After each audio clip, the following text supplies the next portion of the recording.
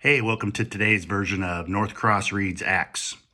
Today's reading comes from Acts chapter 9, verse 32 through chapter 10, verse 23a.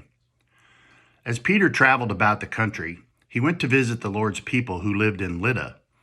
There he found a man named Aeneas, who was paralyzed and had been bedridden for 8 years. "Aeneas," Peter said to him, "Jesus Christ heals you. Get up, roll up your mat." Immediately, Aeneas got up, and all those who lived in Lydda and Sharon saw him and turned to the Lord. In Joppa, there was a disciple named Tabitha. In Greek, her name is Dorcas. She was always doing good and helping the poor.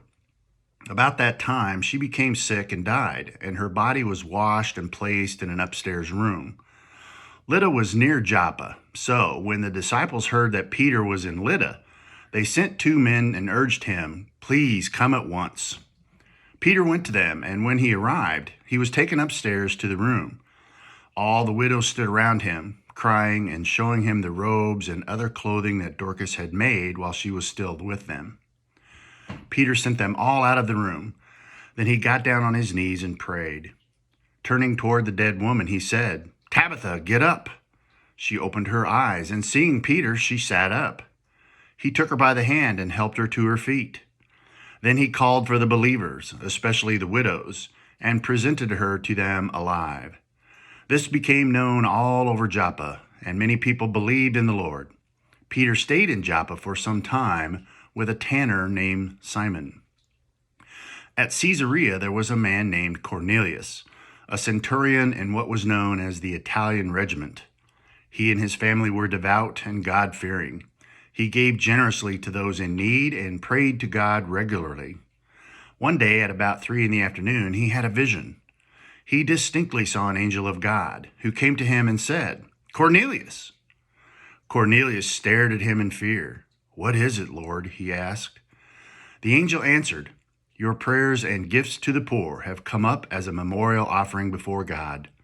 Now send men to Joppa to bring back a man named Simon, who is called Peter. He is staying with Simon the tanner, whose house is by the sea." When the angel who spoke to him had gone, Cornelius called 2 of his servants and a devout soldier who was one of his attendants. He told them everything that had happened and sent them to Joppa.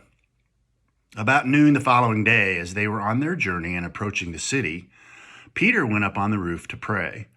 He became hungry and wanted something to eat. While the meal was being prepared, he fell into a trance. He saw heaven opened and something like a large sheet being laid down on the earth by its 4 corners. It contained all kinds of 4-footed animals, as well as reptiles and birds. Then a voice told him, "Get up, Peter, kill and eat." "Surely not, Lord," Peter replied. "I have never eaten anything impure or unclean." The voice spoke to him a second time. "Do not call anything impure that God has made clean." This happened 3 times, and immediately the sheet was taken back to heaven.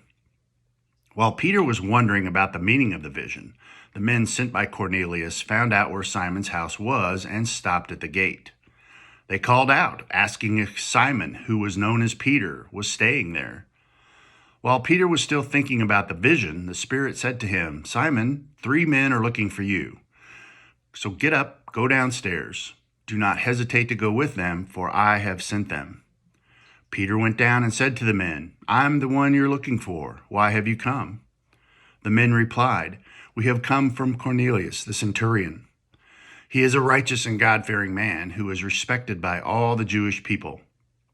A holy angel told him to ask you to come to his house so that he could hear what you have to say."